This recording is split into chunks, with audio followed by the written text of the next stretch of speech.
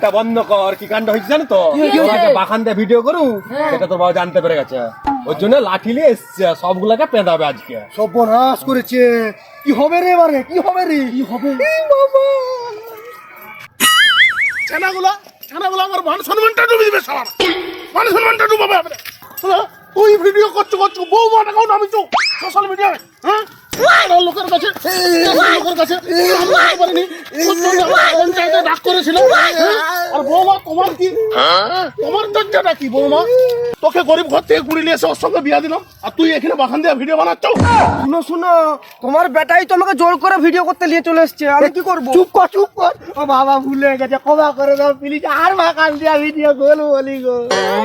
যাক, এরপর থেকে তোরা ভালো ভিডিও করবি, তাই তোরা ভাইরাল হো আর নাই হো, ভালোভাবে ভিডিও করবি।